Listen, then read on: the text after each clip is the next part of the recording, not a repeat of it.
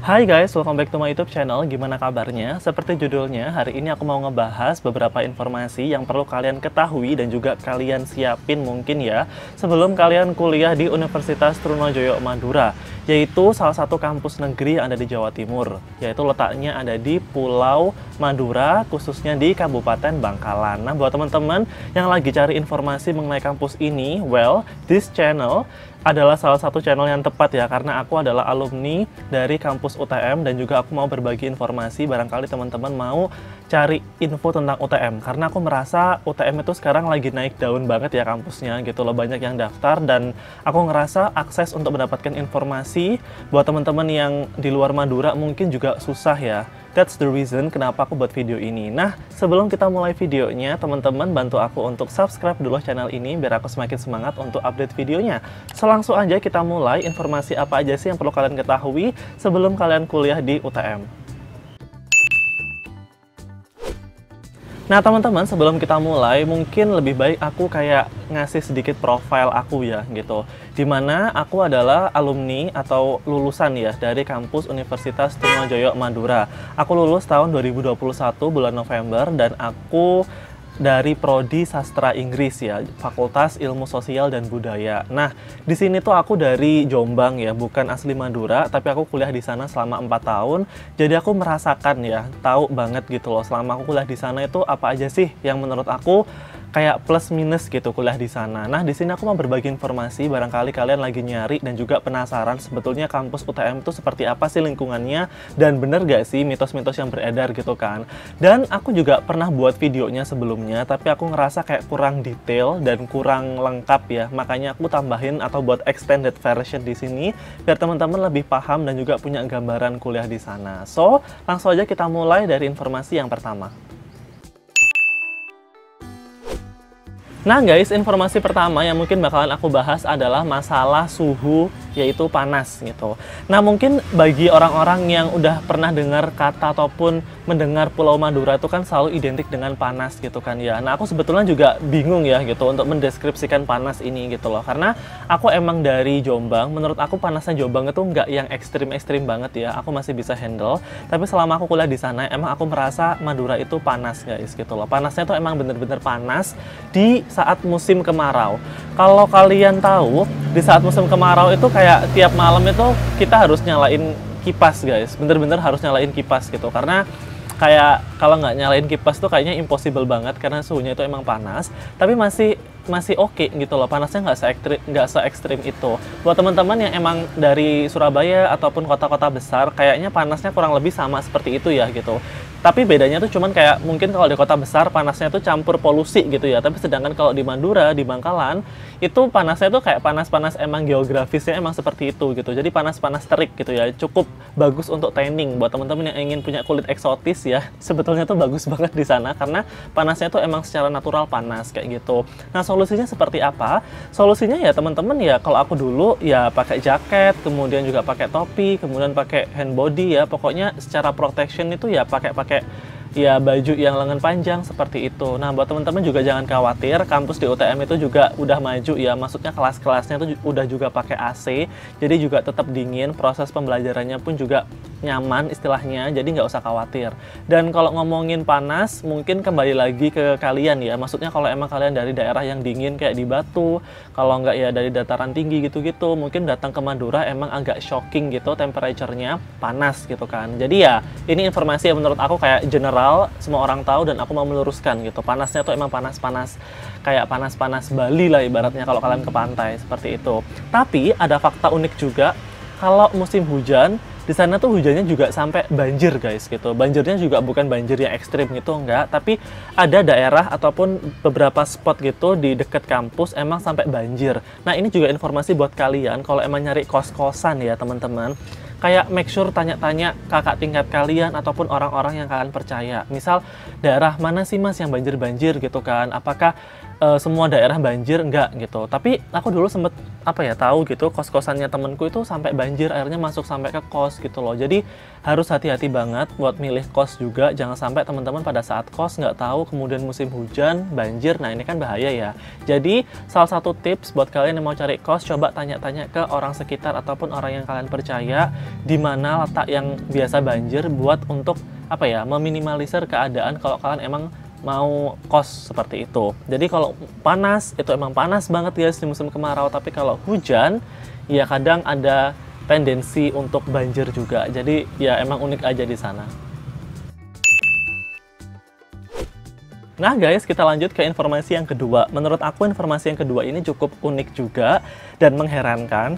Karena di UTM ataupun di sekitaran kampus UTM itu menurut aku untuk Gojek dan Grab itu nggak ada. Jadi fasilitas ojek online seperti Grab ataupun Gojek itu jarang banget, hampir nggak pernah dipakai oleh mahasiswa UTM. Kenapa? Aku pun juga nggak tahu, karena selama aku kuliah selama 4 tahun di sana ya, kayak Gojek sama Grab itu gimana ya guys, kayak kurang accessible gitu loh. Karena UTM itu kan letaknya di pinggir ya guys, kayak perbatasan antara Surabaya gitu loh. Sedangkan UTM dengan pusat kota Bangkalannya atau kabupaten Bangkalannya itu menurut aku lumayan jauh, sekitar 40 menitan lah gitu. Jadi kebanyakan ojek online-nya itu ngetemnya itu di Bangkalan kota. Nah, untuk kadang narik ke UTM ataupun kayak biasanya nerima orderan dari anak-anak UTM itu kayaknya agak impossible guys, karena jauh. Jadi kalaupun ada itu bakalan mahal banget. Dan kalian yang suka ngejar promo-promo makanan di Gojek ataupun Grab, mohon maaf banget di sini bakalan susah ya, karena nggak bisa guys.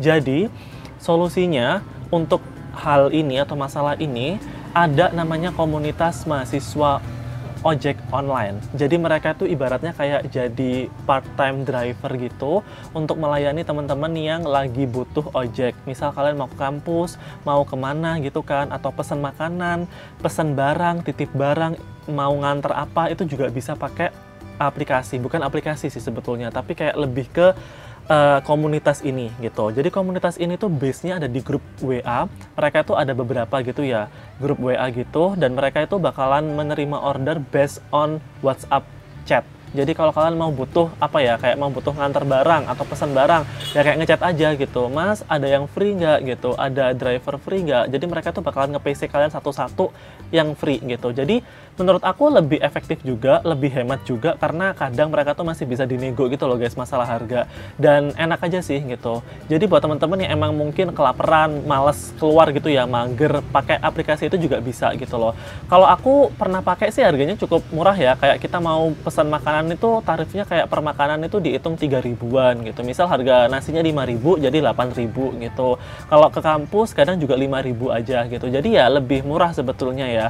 Dan drivernya tuh banyak banget, dan jangan khawatir ada juga driver yang cewek. Jadi buat teman-teman yang canggung nih sama driver cowoknya, nah itu ada juga driver cewek, jadi lebih safe juga. Menurut aku ini tuh salah satu fakta yang menarik juga gitu ya, karena ya meskipun gak ada Gojek sama Grab, tapi ini tuh juga menguntungkan mahasiswa yang mau part time gitu loh guys, yang bawa motor kemudian kayak nyari uang tambahan buat bensin atau buat jajan, mereka tuh kadang jadi Grab kayak gini gitu. Jadi bukan Grab sih, maksudnya jadi anggota di komunitas driver ataupun ojek online buat mahasiswa ini. Mereka tuh menurut aku helpful banget sih, karena kan aku juga nggak bawa motor ya, jadi selama aku ngampus kadang kalau mager juga pakai jasanya mereka, dan menurut aku mereka itu kayak trusted kok. Kalau emang ada apa-apa bisa dilaporkan, karena mereka tuh juga ada adminnya, ada regulasinya, jadi kalau ada apa-apa juga bisa dipertanggungjawabkan. Nah, sekarang kita bahas dari segi mall ataupun department store dan juga bioskop.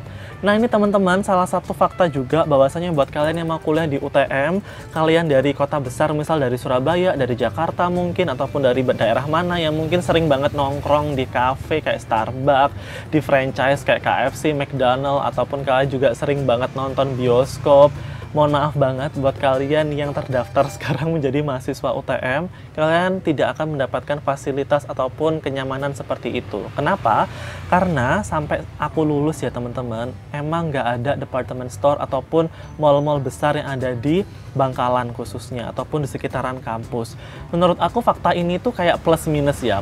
Minusnya mungkin teman-teman yang suka nonton ataupun kayak suka banget update movie, kayak akhirnya harus lari ke Surabaya untuk nonton gitu loh, karena ya emang nggak ada guys. Di Bangkalan itu kayaknya ada mall, tapi mallnya tuh bukan mall besar dan juga menyediakan kayak movie theater gitu, ataupun menyediakan apa ya istilahnya, kayak yang samalah kayak mall pada umumnya yang besar gitu loh. Mereka tuh konsepnya lebih ke swalayan gitu, dan nggak bisa juga dibuat nongki-nongki guys. Kalau kalian juga anak Starbucks yang suka banget ngopi-ngopi yang agak pricey gitu, di sana juga nggak ada. Rata-rata ya ngopi-ngopinya juga ngopi-ngopi standar aja, mahasiswa menengah ke bawah.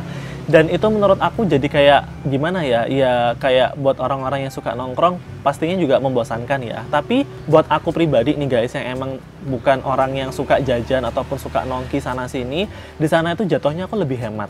Karena yang itu tadi gitu loh, karena nggak ada kayak mall, kemudian nggak ada movie theater, kemudian juga aku nggak suka juga fast food yang mahal-mahal kayak KFC dan McDonald gitu loh. Jadi ya di sana aku jatuhnya lebih hemat gitu loh. Aku memanfaatkan warung-warung ataupun kayak Toserba di sebelah kampus gitu. Menurut aku mereka juga oke-oke, harga makanannya juga murah dan enak dan bersih juga. So menurut aku ini juga perlu kalian ketahui sih gitu. Jadi jangan ada ekspektasi bahwasanya nanti kalau gue jadi mahasiswa aku mau kayak nongkrong nih gitu, ngegeng ke bioskop ataupun ke mall kayak gitu-gitu. Nah, itu di sana nggak ada ya guys. Jadi ya perlu kalian ketahui gitu. Di sana adalah tempat dimana teman-teman yang emang mau niat kuliah gitu. Jadi dulu tuh seniorku pernah bilang bahwasanya kalau kalian di sini UTM, kalian tuh nggak usah jadi mahasiswa aneh-aneh gitu. Di sini tuh tempatnya anak kuliah yang bener gitu, karena nggak ada nongki-nongkian guys. Nggak ada yang kita itu pergi ke mall dan sebagainya gitu. Kalaupun mau ke mall, paling dekat itu ke arah Surabaya, dan itu pun juga kalau emang mau banget ya berangkat, kalau enggak ya mager banget guys. Jadi biasanya tuh aku di sana juga paling ya ngafe-ngafe di dekat kampus aja sih. Itu pun juga harganya juga murah-murah. Nah guys, sekarang kita bahas fenomena air ya. Menurut aku kalau kita ngomongin air, kalau kalian pernah dengar ada info, Mas, apakah benar nih di UTM itu ada air payau? Jadi kalau mandi ataupun kita kayak mau sikat gigi terus nyoba airnya tuh ada rasa-rasa yang kayak asin ataupun aneh gitu. Ini fakta tapi juga ada mitosnya guys gitu. Karena menurut aku gini, aku pernah kuliah di sana dan aku pernah kos di daerah kampus gitu ya, dekat kampus, di mana mereka itu pakai air tanah, pakai air ngebor gitu loh. Dan ternyata emang airnya itu air payau. Air payau itu air yang emang agak ada taste-nya gitu ya, ada rasanya gitu. Dan jujur ini unik banget. Kalau kita pakai sabun, itu sabunnya tuh nggak berbusa guys. Jadi kayak harus effort banget buat kita ngegosok biar kita itu kayak lebih apa ya, airnya itu bisa kena sama sabunnya, bisa nyampur gitu loh. Kalaupun nyuci baju juga kayak gitu, pakainya itu harus deterjennya lebih banyak kalau kita pakai air payau. Jadi kayak biar dia itu berbusa ataupun bisa apa ya, enak gitu dibuat sabunan, itu emang agak susah ya air payau itu. Jadi sampai aku pindah kos, akhirnya airnya tuh air PDAM. Di sana tuh airnya jauh lebih bisa guys dibuat mandi, dibuat apa-apa itu normal. Jadi buat teman-teman yang nyari kos, menurut aku sebelum kalian nyari kos itu juga perhatikan jangan cuma fasilitas yang di dalam kamar aja, tapi coba iseng kamar mandinya, kayak nyoba ngincip airnya buat wudhu ataupun buat cuci muka gitu loh. Airnya tuh kayak gimana? Karena nggak semua kos-kosan itu airnya itu kayak normal gitu loh, kayak air PDAM gitu. Kadang ada air tanah yang emang sedikit payau, dan itu menurut aku juga cukup mengganggu buat teman-teman yang kurang nyaman ya. Jadi seperti itu informasinya. Jangan sampai teman-teman kalau nyari kos masuk baru taunya udah bayar nih. Nah, itu kan eman ya gitu. Jadi make sure juga fasilitas airnya, apakah airnya itu payau ataukah airnya itu normal. Karena nggak semua kos-kosan di UTM itu airnya normal. Jadi kadang ada air payaunya juga. Jadi coba-coba survei ya.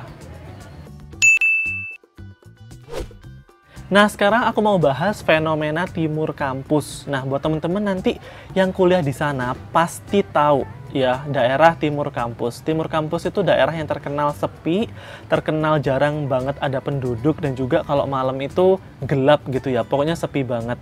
Nah, sebetulnya ada informasi bahwasanya timur kampus ini rawan ya, ataupun daerah berbahaya gitu. Karena saking sepinya, banyak banget orang-orang yang bilang kalau malam-malam jangan ke timur kampus gitu, jangan ke sana gitu, karena rawan gitu. Rawannya apa, Mas? Ya ada rawan-rawan kejahatan ya gitu. Jadi Sebetulnya buat teman-teman sangat disarankan untuk cari kos-kosan itu di daerah yang ramai aja, yaitu di daerah barat kampus ya. Kalau aku menjelaskan timur sama barat mungkin kalian bingung ya, tapi kalian kalau ke sana coba tanya aja gitu, timur kampus mana, barat kampus mana, nanti pasti paham. Daerah barat kampus itu menurut aku kayak daerah padat penduduk ya, jadi banyak banget kayak perumahan, orang-orang jualan kayak gitu. Jadi akses untuk kalian mau ke minimarket, cari makan, beli pulsa itu tuh lebih mudah gitu. Jadi makanya kalau ada orang yang tanya ke aku ya lewat DM ataupun lewat apa kayak rekomendasi kos-kosan, aku tuh selalu merekomendasikan lokasinya di barat kampus, karena di barat kampus UTM itu lebih banyak penduduk, tempat cari makan lebih gampang, pokoknya lebih aksesibel aja gitu loh, dan deket juga sama kampus. Kalau timur kampus emang lebih deket dari kampusnya, cuman emang sepi guys, jadi kalau mau kemana-mana itu emang agak jauh, kalian harus pakai motor lah ibaratnya. Kalau mau cari makan, mau beli sabun, mau beli ini tuh emang harus pakai motor, dan daerahnya tuh sepi banget. Apalagi buat temen-temen yang kayak mau kerja kelompok sampai malam, ada project sampai malam, baliknya itu emang agak rawan, jadi sangat disarankan buat temen-temen lebih hati-hati aja gitu loh. Terus kalau kalian bilang, Mas apakah tidak senyaman itu gitu loh, maksudnya apakah keamanannya itu bener-bener bahaya banget? Ya enggak juga guys gitu loh, namanya kejahatan kan kita nggak tahu ya gitu loh, kejahatan itu kan unpredictable gitu loh, jadi kita juga lebih baik mawas diri, lebih ke memproteksi diri aja, bahwasanya ya kalau ada yang lebih aman kenapa cari yang ada resikonya gitu loh. Jadi buat teman-teman, buat kalian yang tanya-tanya fenomena timur kampus, mungkin next time aja bakalan aku bahas, karena banyak banget cerita gitu di timur kampus. Aku pun juga pernah kos di timur kampus, that's the reason kenapa aku bisa bilang kayak gini. Dan aku juga mau bilang ke teman-teman bahwasanya cari kos di UTM itu ibaratnya cari kos yang emang ada penjaganya, yang emang tinggal satu rumah sama kalian ataupun di daerah situ. Karena aku juga pernah juga punya ataupun menempati kos-kosan yang orangnya itu tinggal di luar kota gitu. Jadi kos-kosannya tuh kosong, kita yang ngelola sendiri. Itu repot banget guys, karena di sana tuh juga ada beberapa kos-kosan yang sistemnya seperti itu. Jadi kita tuh kayak sama yang punya itu cuman based on WA aja gitu loh. Kita nggak pernah ketemu orangnya ataupun jarang ketemu orangnya, dan kalau ada apa-apa itu bakalan susah. Misal kalau ada kerusakan ataupun ada apa itu kita susah. Jadi emang better cari kos-kosan yang ada penjaganya, yang emang bisa ditemui gitu loh, yang satu rumah ataupun deket sama kalian. Jadi kalau mau tanya-tanya, mau minta tolong, kalau ada komplain itu jauh lebih cepat, penanganannya pun juga jauh lebih cepat seperti itu. Well, informasi itu semoga bermanfaat buat kalian. So guys, that's all my video. Semoga video ini bermanfaat buat teman-teman yang punya mitos ataupun mendengar info-info negatif positif tentang UTM. Kalau mau klarifikasi ataupun mau tanya kebenarannya, coba komen di bawah, barangkali aku bisa jawab. Karena kita juga mau open discussion buat teman-teman yang mau kuliah di Pulau Madura. Dan buat teman-teman yang emang keterima di kampus UTM, congratulations ya. Semoga kalian nyaman dan betah kuliah di sana. Dan juga buat teman-teman yang emang lagi nyari kampus ya, kampus negeri yang bagus dan juga living cost-nya itu murah dan terjangkau, UTM itu bisa jadi alternatif buat kalian. Karena aku udah kuliah di sana, aku udah merasakan, dan menurut aku di sana juga nyaman aja. Dan buat teman-teman yang nganggur, jangan lupa untuk subscribe channel ini biar aku semakin semangat untuk update videonya. That's all my video guys, and have a nice day everyone.